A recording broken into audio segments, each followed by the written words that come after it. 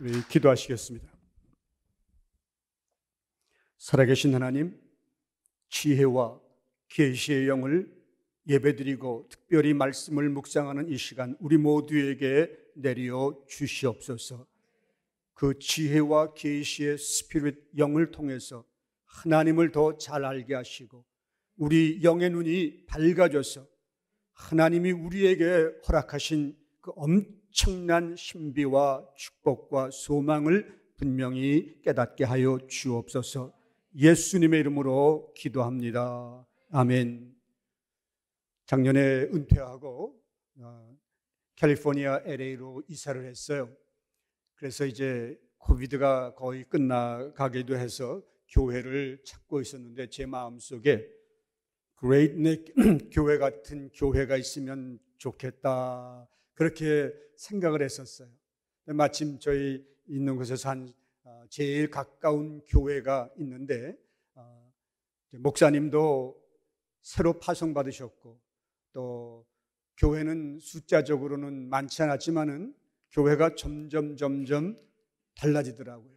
뜨거워지고 열심히 새벽기도 모이고 예수님의 이름으로 그 사람 믿는 자들과 믿지 않는 자들을 괴롭히는 더러운 영들을 쫓아내고 그러면서 하나님이 또 불과 한 8개월 사이에 한 7가정을 또 보내시고, 그래서 여기가 바로 그레이트 넥 교회 같은 곳이로구나. 그래서 저희도 마음을 정하고 LA에 있는 그레이트 넥 교회를 나가고 있어요.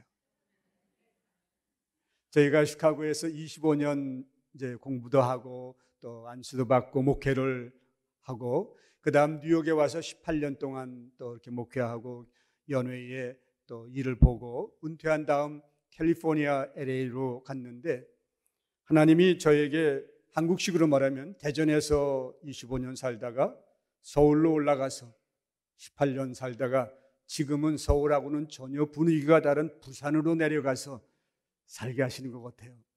여러분, LA에 있는 분들이 동부 뉴욕에 살고 있는 분들을 은근히 부러워하더라고요. 마치 지방에 있는 지방도시에 있는 분들이 서울에 가고 싶어하는 것처럼. 그러니까 여러분 힘들고 때때로는 좀 어려워도 서울에 사는, 뉴욕에 사는 그러한 그 긍지를 가지고 특별히 영적인 일에 큰 프로그레스, 진보가 있고 maturity, 정말 성숙해져서 하나님을 기쁘시게 하며 사람들을 유익하게 하는 그리스도인들이 되시기를 주님의 이름으로 축복합니다. 네, 여러분, 교회가 뭘까요? What is the church? 하면 많은 분들이 빌딩을 생각하죠.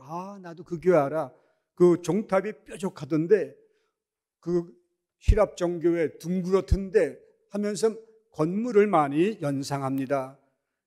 그러나 또 교회가 뭐냐라고 하면 어떤 분들은 집사, 권사 또는 장로, 목사, 비숍, 감독, 이런 조직이나 제도를 생각하는 분들이 있어요.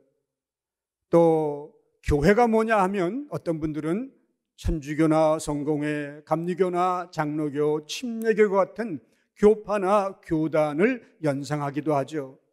근데 사실 이런 것들은 잘못된 대답입니다. 왜냐하면 질문 자체가 잘못됐기 때문이죠. 그럼 어떻게 물어봐야 되느냐?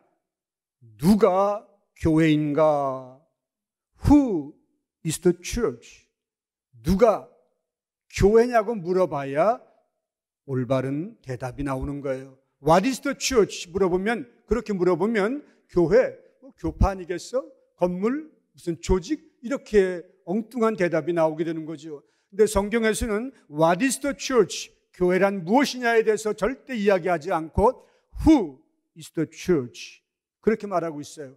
누가 교회냐? 왜냐하면 교회라고 하는 말이 성경 원어로는 에클레시아인데, 에크라고 하는 말은 밖으로, 그 다음 말은 뭐냐면 불러냈다. 그래서 하나님이 특별한 목적으로 쓰시려고 이 세상에서부터 불러내신 사람들이 곧 교회이기 때문에 What is the church?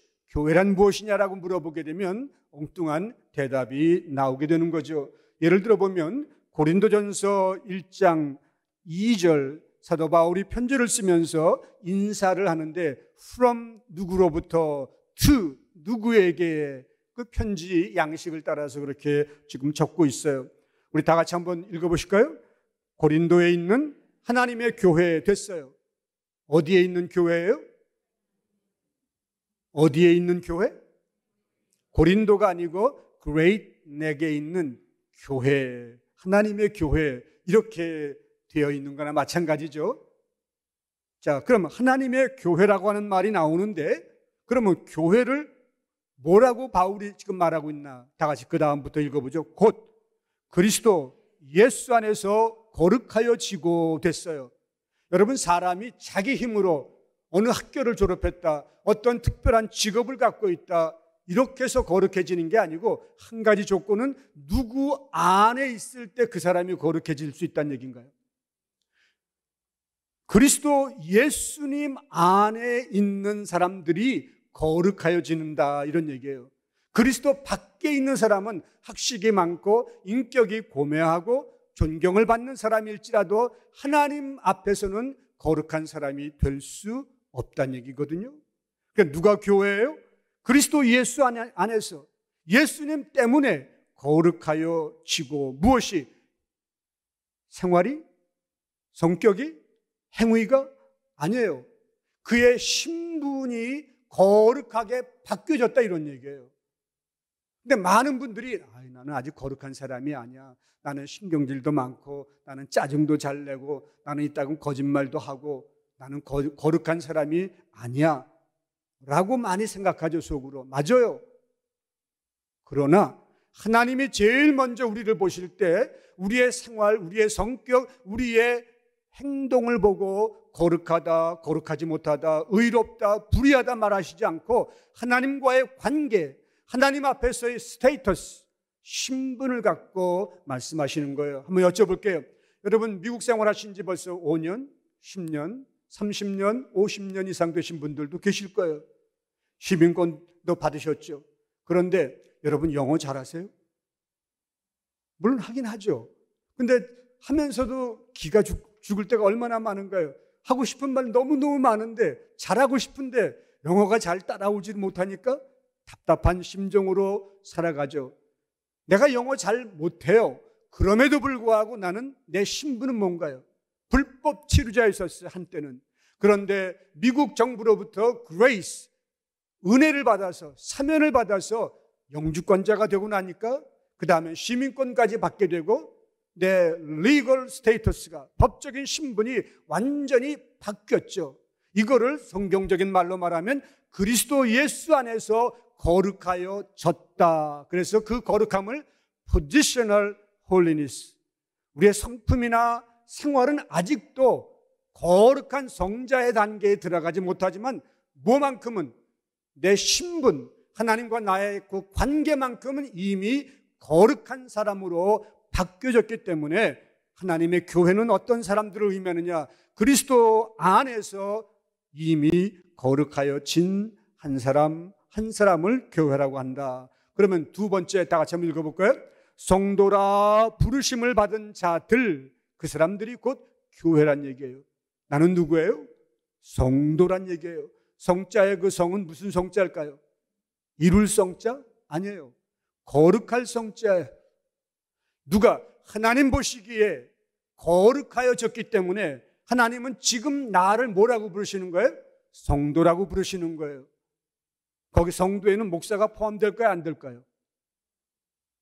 성도에는 감독님이 포함될까요? 안 될까요? 성도에는 로마의 추기경이나 또는 로마의 교황이 포함될까요? 안 될까요? 그분은 다르겠죠. 아니에요.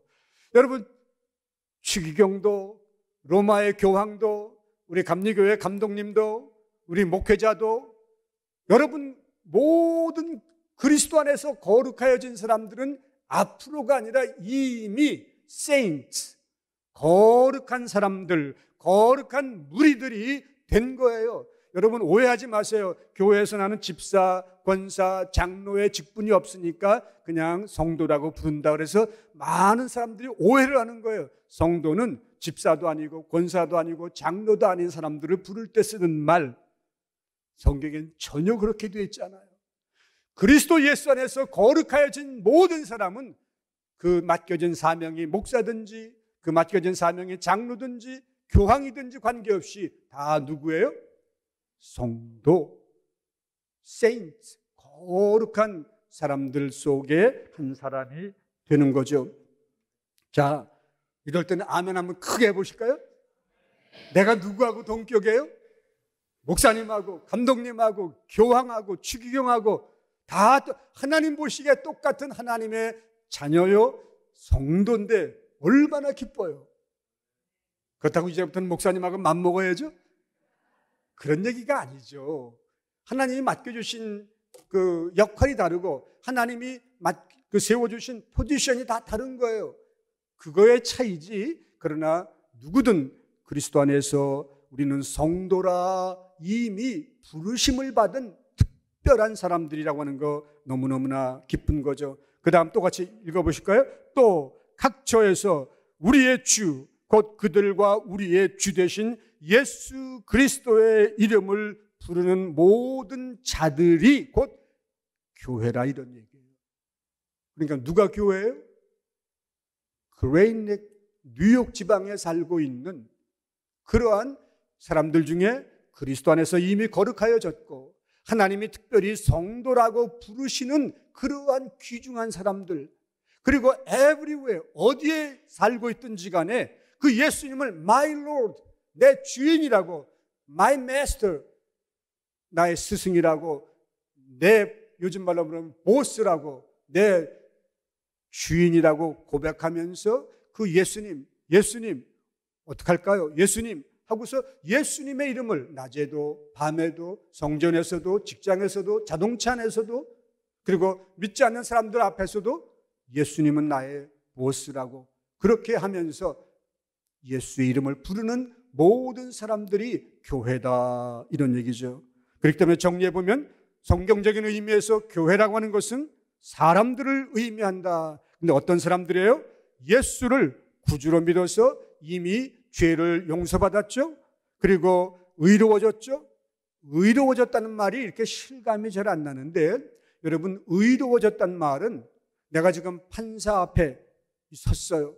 그런데 판사가 검사와 변호사와 여러 이야기를 듣더니 마지막에 딱 선고를 하는데 뭐라고 선고하냐면 방망이를 딱 들더니 not guilty 하면서 땅 하고서 쳤을 때 그 사람은 의롭다함을 받았다 말하는 거예요. 그러니까 하나님이 예수님 통해서 성령님이 우리의 변호사가 되셔가지고 재판장 하나님 앞에 이 사람은 죄값을 내가 이미 지불했기 때문에 더 이상 죄값을 지불할 필요가 없는 사람입니다 했더니 하나님이 우리를 보시고 not guilty 라고 선언하셨을 때 우리는 그것을 성경적인 용어로 의로워졌다, 의롭다함을 받았다, 그렇게 말하는 거예요. 예수님을 내 주인으로 영접해서 이미 거룩해졌죠. 그리고 예수님의 이름을 부르며 살아가는 사람들이 곧 교회다, 그런 말이 되겠습니다. 여러분, 이런 노래 아시죠? 그대는 아는가 그대 몸은 주님이 살아계신 성전인걸. 그대는 아는가 그대 몸은 주님이 살아계신 성전인걸. 기쁘죠? 내 몸이 뭐예요? 성전이에요. 내 몸이 뭐예요? 곧 교회예요. 그레이트넥 교회가 어디 있어요? 내가 곧 그레이트넥 교회예요. 우리 2절, 여러분 여기 뉴욕이니까 뮤지컬도 또 얼마든지 정말 유명한, 그래서 전 세계 모든 사람들이 보러오는 특별한 도시인데 우리 2절 다 같이 한번 기쁜 마음으로 손뼉 치면서 불러보실까요? 조금 빠르게 불러도 좋겠죠. 내 몸은 교회라오. 내 몸은 교회라오. 내 몸은 교회라오. 주님이 살아계신 교회라오. 다 같이요. 우리는 교회라오. 우리는 교회라오. 우리는 교회라오. 주님이 살아계신 교회라오. 내가 누구예요? 시시하게 보여도, 내가 누구예요? 내가 좀 키가 작아도, 내가 좀 가난해도, 여러분, 나는 누구예요? 하나님이 성령으로 내 안에 들어와 계시기 때문에 나는 템플, 성전이에요. 거룩한 집이에요. 여러분, 이거 세상이 줄 수 없는 자부심이거든요. 세상이 줄 수 없는 긍지를 우리는 믿음으로 누리며 살아갈 수 있는 거죠. I am special. 나는 특별한 사람이에요. 왜? 하나님의 성령이 내 안에 거하시고 하나님 앞에서 나는 이미 의롭다함, not guilty 판정을 받았고, 이 다음이 아니에요. 지금 벌써 받았고, 그리고 내 신분은 거룩한 성도로 바뀌었기 때문에 이거 이상의 놀라운 축복을 어디서 받을 수 있겠어요? 아멘? 네, 그래서 우리는 늘 주님을 찬양할 수밖에 없는 거죠. 그러면 교회는 마치 무엇과 같은가? 오늘 읽은 성경 말씀 보게 되면 우리는, 사도 바울이 말하기를 우리는 하나님의 동역자들입니다. 그러면서 그러나 이 편지를 받는 고린도 교회 성도 여러분, 여러분은 하나님의 밭이요, 그 다음 하나님의 집과 같습니다. 그렇게 말하고 있어요. 그러면서 16절 보게 되면 너희가 하나님의 성전인 것과 성령님, 하나님의 영이 지금 너희들이 느끼든 못 느끼든 간에 너희 안에 거하고 계신 것을 don't you know? 여러분 그거 모르세요? 그거 깨닫지 못하셨어요? 그거 느끼지 못하고 계신가요? 하면서 그렇게 말하고 있는 거죠. 여러분 에베소서 2장 22절을 보게 되면 이런 말도 있거든요. 너희도 성령 안에서 하나님이 거하실 처소가 되기 위하여, 이런 말이 있어요. 성령 안에서 하나님이 거하실 수 있는, 하나님이 dwell, 거주하실 수 있는 처소, 장소가 되기 위해서 이제 함께 잘 지어져 가야 된다, 이렇게 말하고 있습니다. 여러분 10절 다 같이 한번 읽어보실까요? 내게 주신 하나님의 그 은혜를 따라서 내가 지혜로운 건축자와 같이 뭐를 닦았다고요? 파운데이션, 터를 잘 닦아두었다, 이런 말이 나와요. 네. 그런데 닦아두었는데 나머지 사람들은, 우리는 터를 닦아두었지만은 여러분은 이제부터 그 우리가 닦아놓은 터 위에 각각 어떻게 집을 지어 나갈지 조심해야 합니다. 신중해야 합니다. 특별히 노력하고 관심을 기울여야 합니다. 그렇게 말하고 있어요. 네, 우리 다시 화면을 좀 돌려주세요.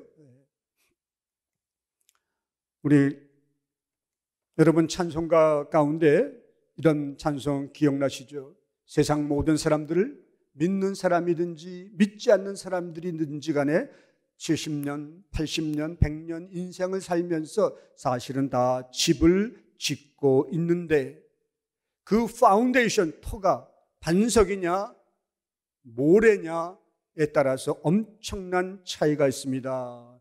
세상 모든 사람들 다 같이요. 집을 짓는 자니 반석 위가 아니면 모래 위에 짓네. 우리 구주 오셔서 지음상을 줄 때 세운 후에 세운 집 무너지지 않네. 잘 짓고 잘 짓세 우리 집 잘 짓세. 안세 반석 위에다 잘 짓세 잘 짓고 잘 짓세 우리 집 잘 짓세 만세 반석 위에다 우리 집 잘 짓세.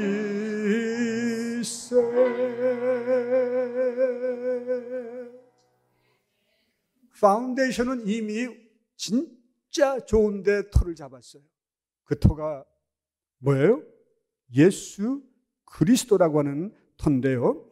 자, 그 다음 보세요. 하나님의 집을 지을 때 가장 중요한 것은 터, 파운데이션이라고 그랬는데 11절 다 같이 한번 읽어보죠.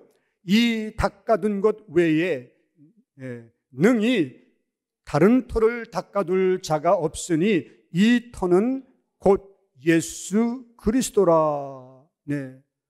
One foundation. 가장 믿고 안전한 터는 하나밖에 없는데 그 터는 예수 그리스도고 그 터를 여러분들을 위해서 바울이 말하기를 나와 나의 동역자들이 지금까지 닦아놓은 거예요. 자, 터를 잘 잡아야 된다는 얘기인데요. 지리적인 장소나 위치를 의미하는 것이 아니죠. 지진이 나도 흔들리거나 무너지지 않는 반석같이 안전한 터 위에 집을 지어야 된다는 겁니다. 가난해도 이길 수 있고 각종 사고나 질병이 발생해도 요동치 않고 죽음이 가까이 닥쳐와도 무너지지 않는 안전한 터 위에 영원한 내 믿음의 집을 지어나가는 것이 여러분과 저의 해야 될 가장 귀중한 일이죠. 여러분, 가장 안전하고 영원한 터는 재물일까요? 여러분, 은퇴 준비를 위해서 200만 불, 300만 불을 준비했다 하더라도 은퇴하고 한 6개월쯤 몸이 아파서 종합검사를 받았더니 암이 벌써 많이 진전이 돼서 수술을 받아야 되고 수술 후에 양로원에서 널싱홈에서 또 재활을 위해서 노력하다가 그렇게 기대한 만큼 되질 않아서 또다시 병원에 들락날락하면서 살아가야 된다면 여러분, 재물이 필요하기는 하지만은 영원한 우리의 터가 될 수 있을까요? 우리가 건강 위해서 열심히 운동도 하고 음식도 챙기고 하지만 건강이 여러분 정말 우리의 영원한 터가 될 수 있을까요? 자식 잘 되기를 바라고 기대하지만 그러나 자식이 우리의 영원한 터는 될 수 없죠. 우리의 지식 그것도 아니죠. 세상의 권세, 권력 그것도 아니고요. 오직 예수 그리스도만이 우리의 영원한 터가 될 수 있는 것이죠. 우리 고린도후서 4장 18절 다 같이 한번 봉독하겠습니다. 우리가 주목하는 것은 보이는 것이 아니요 보이지 않는 것이니 보이는 것은 잠깐이요 보이지 않는 것은 영원합니다. 우리가 그냥 바라보는 것하고 달리 특별하게 관심 갖고 특별하게 정말 포커스 거기다가 초점을 맞추고 모든 시간과 우리의 모든 노력을 기울이는 것은 뭐라고요? 눈에 보이는 이 세상이 아니다 이런 얘기예요. 눈에 보이지는 않지만은 죽음 이후에 있게 될 영원한 또 다른 세계 거기에 우리의 초점을 맞추어야 된다 이렇게 말하고 있습니다. 여러분 왜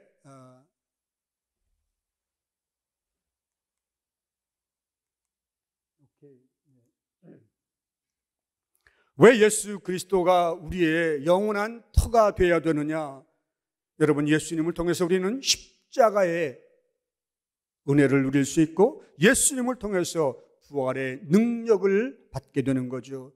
십자가, 예수님이 나를 대신해서 내 죄값을 지불하기 위해서 십자가에 달려 죽으심으로써 나는 죄를 용서받았죠. 그래서 나의 신분은 이미 뭘로 바뀌었다고요? Not guilty. 죄가 하나도 없는 의로운 사람의 신분으로 회복됐고, 그 다음에 예수님이 십자가에 달려 죽으신 것으로 끝났다면 우리는 영생에 이르지 못하는데 성령께서 하나님의 뜻을 따라 다시 죽은 자들 가운데서 부활 제1호로 일으키심으로 말미암아 우리는 영적인 아담과 하와의 죄 때문에 끊어져서 우리는 누릴 수 없었던 그 예수, 하나님이 주시는 영원한 생명을 부활하신 예수님을 통해서 받게 된 거예요. 여러분, 우리가 혼돈하는데 예수님이 부활하시면서 제자들에게 뭐라고 말씀하셨나요? 성령을 받으라라고 말씀하셨거든요. 그런데 사도행전을 보게 되면 성령이 너희에게 임하시게 되면, 이런 또 다른 말이 있는데 그 두 가지는 완전히 다른 의미의 성령이에요. 여러분, 부활하신 예수님이 제자들에게 숨을 내쉬며 하면서 성령을 받으라고 하셨을 때는 오순절날의 성령의 권능이 아닙니다. 아담과 하와가 범죄함으로 하나님과 언제나 이렇게 통할 수 있는, 그리고 죽지 않고 영원히 살 수 있는 하나님의 그 생명이 몸속에 있었는데 범죄함으로 제일 먼저 영적인 생명이 죽어버린 거예요. 그리고 육체적으로 그 다음에 아담도 죽고 하와도 죽게 되었고요. 그래서 그 아담의 후손으로 태어난 모든 사람은 죽음이라고 하는 것을 맛보게 된 겁니다.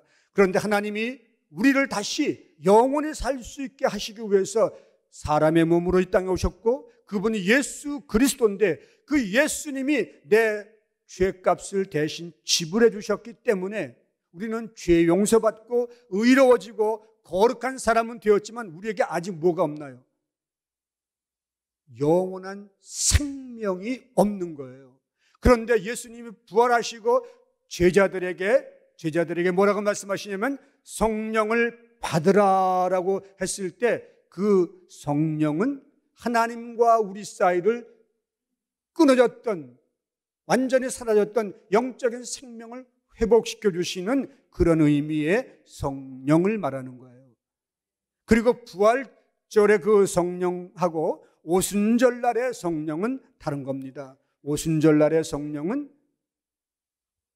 죄를 이길 수 있고 예수를 증거할 수 있는 능력과 권능이 우리에게 내적으로 외적으로 나타나는 그런 것이거든요. 그래서 왜 예수 그리스도가 우리의 터가 되어야 되느냐? 예수님 때문에 우리는 죽음을 이미 이겼고 죽어도 살 수 있고 죽음 이후 영생을 하며 천국에 거할 수 있게 되기 때문에, 그래서 우리는 예수 그리스도를 우리의 터로 삼게 되는 거죠. 그러면 우리가 하나님의 집을 짓는데 어떠한 머티리얼, 재료들을 써야 될까? 우리 12절 다 같이 한번 읽어보실까요?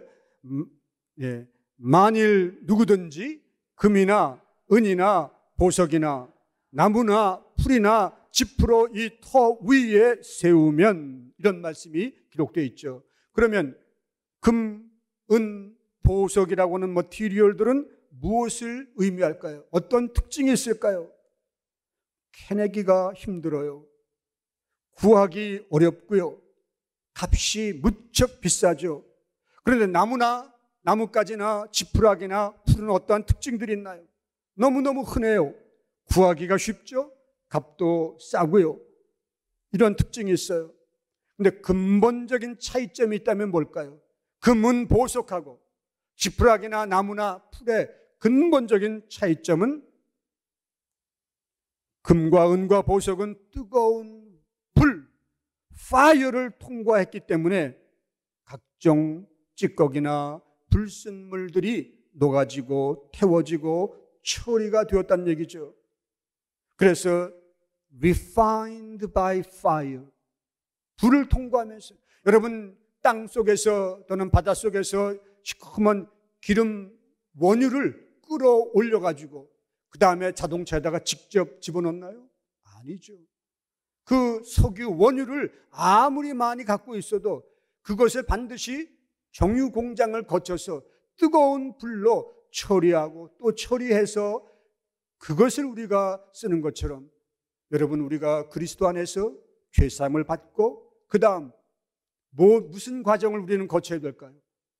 불로 연단을 받으면서 그 시커먼 기름 덩어리들이 그 뜨거운 불 속에서 막 찌꺼기들이 다 분해돼서 그 다음 나가고 깨끗한 휘발유가 되기도 가스가 돼서 자동차를 갈 수 있게끔 하는 것처럼 예수님 안에서 죄사함 받고 의로워진 우리들은 하나님 나라 가는 그날까지 성령의 불로 refined, 정결해지고 못된 성격과 잘못된 습관과 또는 지극히 세상적이고 육신적이고 때로는 마귀적인 이러한 행실들을 고쳐 나갈 때 그 사람 한 사람은 금과 은과 보석 같은 머티리얼들을 가지고 영원한 집을 지어 나가는 거가 되는 거예요.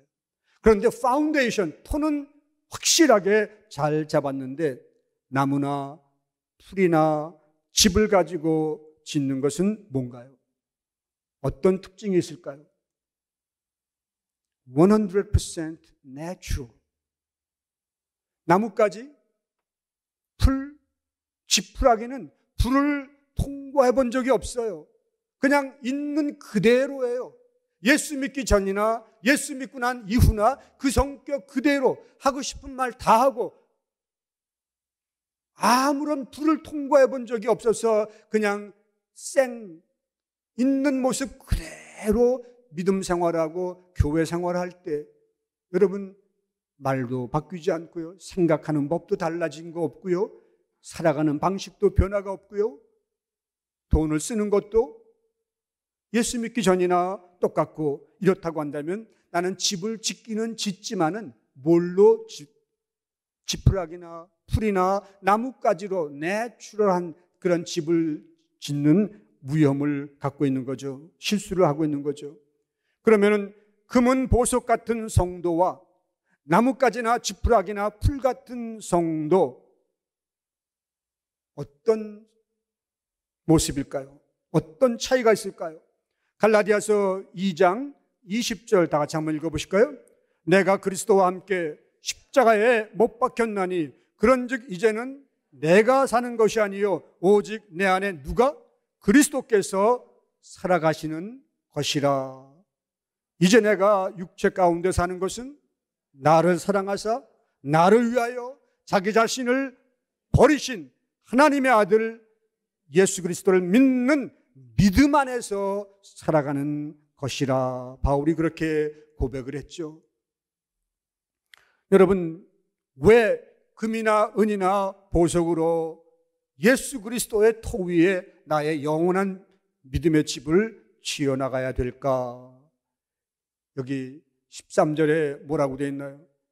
각 사람의 공적, 집을 짓기 위해서 애쓰고 수고하고 노력한 그 결과가 나타날 때가 있을 텐데 그날 하나님의 그 심판의 날 그 공적이 드러나게 된다 이런 얘기죠.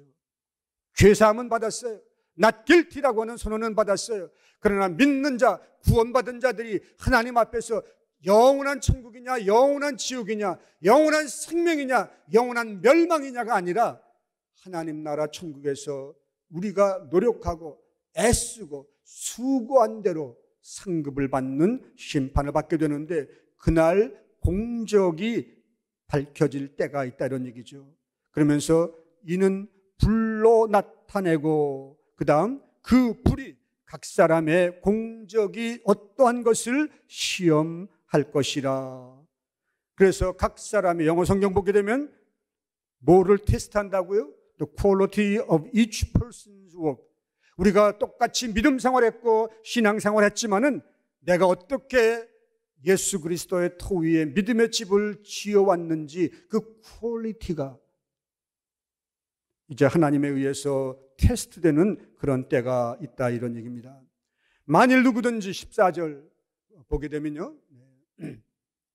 다 같이 한번 읽어보실까요? 만일 누구든지 그 위에 세운 공적이 그대로 있으면 상을 받고 누구든지 그 공적이 불타면 해를 받으리니 그러나 자신은 구원을 받되 불 가운데서 받은 것과 같다 이런 얘기죠. 여러분 금과 은과 보석은 무엇을 의미할까요? 갈라디아서 5장 22절에 보게 되면 더 구체적으로 나와 있습니다. 다 같이 한번 읽어보겠습니다. 그러나 성령의 열매는 사랑과 기쁨과 화평과 그 다음에 인내와 친절과 선함과 그 다음 신실과 온유와 절제입니다. 이런 것들을 막을 법이 없습니다. 예, 사랑, 기쁨, 화평, 인내, 친절, 선함. 옛날 성경에는 양선이라고 그렇게 번역됐죠. 그 다음에 옛날 성경에는 신실한 성경 그 말 대신에 충성과 온유와 절제 이렇게 되어 있었어요. 그러면 나무나 지푸라기나 풀로 집을 짓는다고 하는 것은 무슨 의미일까요? 갈라디아서 5장 19절 다 같이 읽어볼까요? 육체가 하는 일은 분명합니다. 곧 음행과 더러움과 음란과 우상 섬기기와 마술과 미움과 다툼과 질투와 화내기와 이기심과 편가르기와 분열과 시기와 술 취하기와 흥청거리는 잔치와 같은 것들입니다. 전에도 경고했지만 이제 다시 경고합니다. 이런 일을 하는 사람은 하나님의 나라에 들어가지 못합니다. 자, 그러면서 16절 보게 되면 너희가 하나님의 성전인 것과 하나님의 성령이 너희 안에 계시는 것을 알지 못하느냐 이런 말이 나오게 돼요. 여러분, 성령의 열매와 우리 육체가 하는 그 일들이 너무너무 다르다 이렇게 비교하고 있는데 어떤 근본적인 차이가 있을까요? 사랑하고 친절하고 온유하고 약속을 끝까지 지키고 신실하게 이런 것들이 자동적으로 될까요? 교회만 왔다 갔다 예배 참석하면은 한 10년쯤 되면 딱 그것이 이렇게 성격으로 딱 자리 잡게 될까요? 아니에요.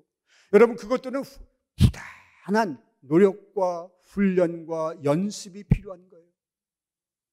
그런데 육체의 일들, 술 취하고 시기하고 서로 싸우고 서로 편가르고 음란하고 이런 것들은 연습할 필요가 있을까요? 노력할 필요가 있을까요? 아, 내가 요즘 너무 화를 낼 줄 몰라서 안 되겠어. 내가 아내 앞에서 남편 앞에서 좀 화도 좀 자주 좀 더 세게 내야지.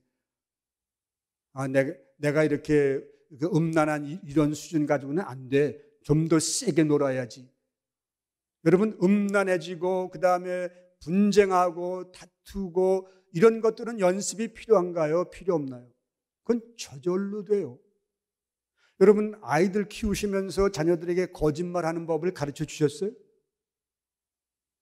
한 번도 가르쳐 준 적이 없는데 3살짜리가 거짓말을 하는 거예요.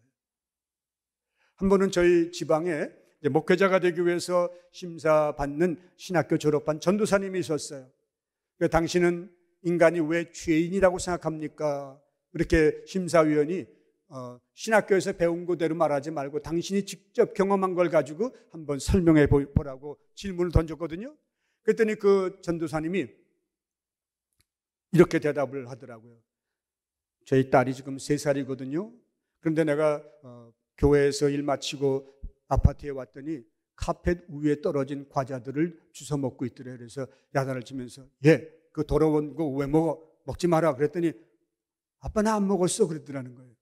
분명히 이거 주워 먹는 걸 보면서 아빠가 들어왔는데 그걸 먹으면 안 되지. 그거 왜 먹어? 그랬더니 아빠 나 안 먹었어. 그랬더라는 거예요. 그래서 대답하기를 내가 그 3살짜리 딸한테 거짓말하는 법을 가르쳐 준 적도 없는데 이 아이가 내 딸이 거짓말하는 걸 보면서 인간이 태어날 때부터 우리가 갖고 있는 성품, 우리 휴먼 네이처가 corrupt, 부패하고 타락된 불량품이라고 하는 것을 나는 내 딸을 통해서 최근에 실감했습니다. 그런 얘기를 하더라고요. 여러분, 예수 믿는다고 해서 우리가 갑자기 다 달라져요? 아니에요. 여러분, 시민권 바꾸라니까 영어가 술술술술 막 나오죠? 신분은 완전히 바뀌었는데도 아직도 영어는 우리한테 너무나 불편해요. 예수님 믿어서 죄사함 받았고 예수님 때문에 하나님이 날 보고 not guilty 선언하셨기 때문에 나는 거룩한 사람이에요. 나는 이미 성도예요. 그런데도 불구하고 내 갖고 있는 혼이라고 하는, 내 육체라고도 부르는 이 나의 그 본성은 성령의 지배를 받지 않으면 자꾸 싸우고 시기하고 자꾸 이렇게 분쟁하고 음란해지려고 하고 그렇게 되어가기 때문에, 그래서 우리는 늘 말씀과 기도 속에서 성령의 불 통과하면서 불을 거쳐서 우리가 purify, 정결해지고 불을 거쳐가면서 불순물들이 제거되고, 그러면서 우리는 금과 은과 보석 같은 그러한 집을 지어나가는데 그 결과 우리 안에 성령의 열매들이 맺혀지면서 그러면서 그리스도를 닮아가는 성품으로 변하는 거예요. 여러분, 성령의 열매가 지금까지 모두 몇 가지였었어요? 9가지면 문법적으로 표현할 때 성령의 열매라고 그래야 돼요? 열매들은 이렇게 말해야 돼요. 9가지니까 열매들은 이렇게 말해야 되는데 성경은 문법적으로는 완전히 틀린 거예요. 성령의 열매는 하고 단수를 썼어요. 그리고 9가지를 나열하는 거예요. 왜 그럴까요? 그 성령의 열매는 예수님의 성품, 예수님의 마음, 예수님의 모습을 9가지로 그렇게 설명한 거예요. 예수님을 보니까 예수님은 한 분이신데 그 예수님 안에 이런 9가지의 아름다운 컬러, 색상들이 잘 조화를 완벽하게 이루고 있더라, 이런 얘기죠. 그렇기 때문에 나는 그래도 9가지는 다 못 지키지만은 나한테는 그래도 충성, 의리는 있어. 그건 아니거든요. 우리에게 그 9가지가 한 세트로 다 갖추어져 나갈 때 그것이 예수의 사람, 그리스도의 사람, 금과 은과 보석으로 집을 지어나가는 사람이기 때문에 여러분, 구원은 받았어요. 의로워졌어요. 하나님도 나를 성도, 거룩한 사람이라고 부르셔요. 하지만 하나님 앞에 설 때 우리 믿는 자들에게, 구원받는 자들에게 상급을 주기 위해서 우리를 심판하실 때, 내가 지금까지 그레인넷 교회에서 목사님 전해주시는 말씀 통해서, 그리고 새벽에 나와서 주일 예배 참여하면서 집에서 기도하면서 말씀대로 살려고 노력하고 순종하고 절제된 생활하고 다른 사람을 충고하고 비판하기 전에 나의 허물을 자꾸 깨닫고 고백하고 용서를 구하고 하나님 앞에 거룩하게 잘 지어져 가려고 노력할 때 우리는 하나님 앞에 정말 상급을 받게 되는 거죠. 우리 그 다음 다 같이 한번 성경 이제 읽어보시겠어요? 네. 다 같이요. 17절. 누구든지 하나님의 성전을 더럽히면 하나님이 그 사람을 멸하시리라. 하나님의 성전은 거룩하니 너희도 그러하니라. 누가 하나님의 성전이에요? 내가 하나님의 성전이에요. 내가 곧 교회예요. 그렇기 때문에 교회되고 하나님의 성전된 나는 말도 행동도 생각도 거룩하게 세상 사람들과는 구별돼야 된다, 이런 얘기죠. 조금 전에 말씀드렸던 내용이 바로 이겁니다. 성령의 열매와 그 다음에 육체의 일들은 어떤 차이가 있느냐. 경건의 훈련, 연습, 노력이 필요하지만 육체의 일들은 오토매틱하게, 내추럴하게, 자동적으로 되기 때문에 연습할 필요가 없게 된다는 얘기죠. 여러분, 이 말씀, 이런 비유 여러 번 들으셨을 거예요. 아주 유능한 건축가가 있었습니다. 큰 건설 회사에서 오랫동안 일했던 그 사람이 드디어 은퇴할 나이가 되었어요. 사장은 그분에게 은퇴하기 전 마지막으로 집을 하나만 더 지어달라고 부탁했습니다. 그 집이 바로 그분에게 맡겨진 마지막 프로젝트였었어요. 그는 집을 짓기 시작했지만 마음은 딴 곳에 있었습니다. 그 결과 싸구려 재료들과 품질 좋지 않은 제목들을 사용했죠. 반드시 점검해야 될 많은 부분들이 있었지만 바쁘다고 하는 것 때문에 그냥 지나쳤고 집을 짓는 일에는 별로 관심이 없었습니다. 드디어 그 집이 완공되었어요. 사장은 그 집을 찾아와 이렇게 말합니다. 다 같이요. 이 집은 당신의 집입니다. 이 열쇠를 받으십시오. 당신을 위해서 내가 주는 선물입니다. 그 다음은 이야기 안 해도 여러분 다 짐작하시겠죠?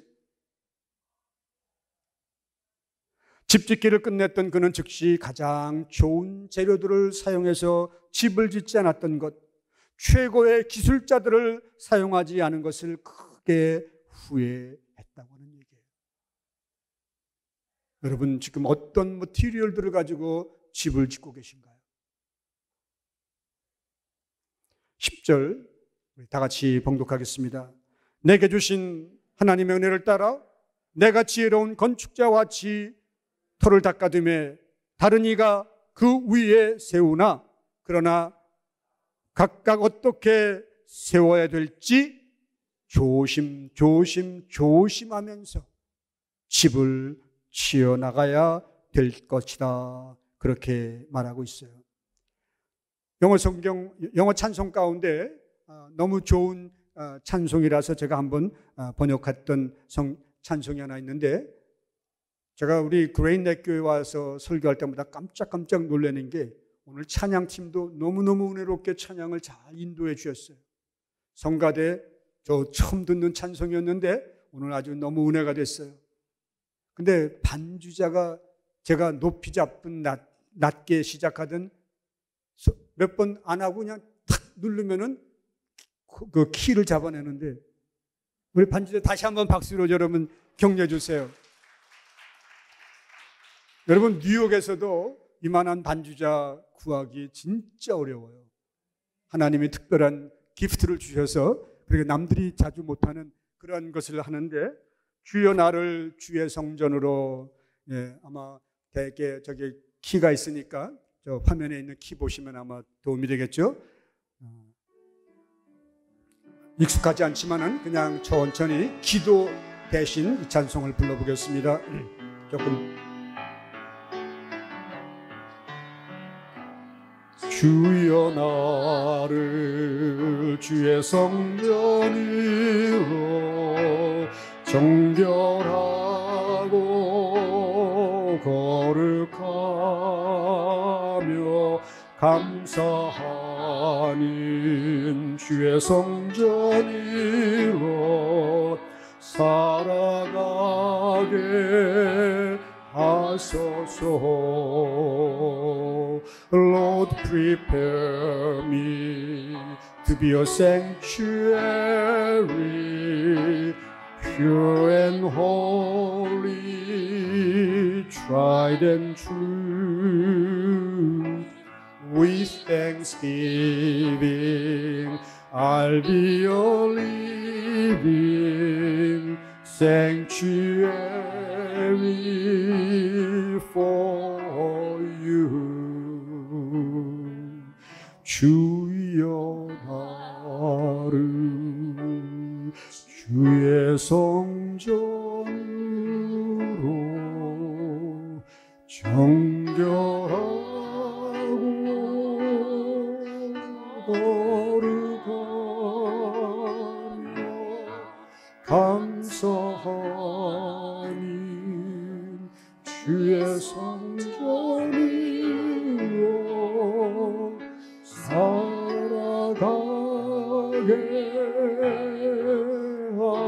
하소서. 기도해요. Lord, prepare me to be a sanctuary, pure and holy, pure and holy, tried and true, tried and true. With thanksgiving, I'll be a living sanctuary for you, sanctuary for you. 반주 없이 다 같이 한번 기도해 볼까요? 주여 나를 주의 성전으로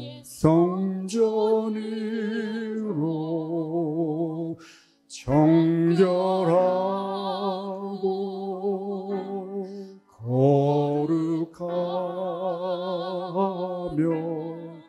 감사하니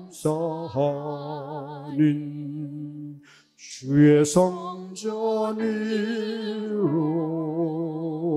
살아가게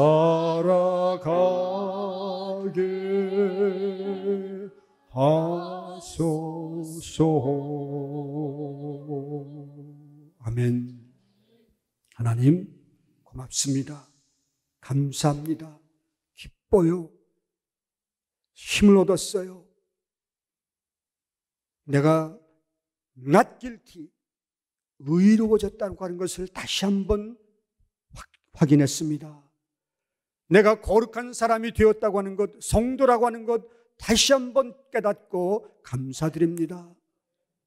주님, 세상적으로는 자랑할 것 하나도 없는 너무나 평범하고 시시한 인생을 살았는데도 하나님은 나를 성전으로 삼으셨고, 하나님 이제 성령의 열매를 맺으며 금은 보석으로 하나씩 하나씩 예수 그리스도의 터 위에 믿음의 집, 영원한 집을 세워나가게 하시니 감사합니다.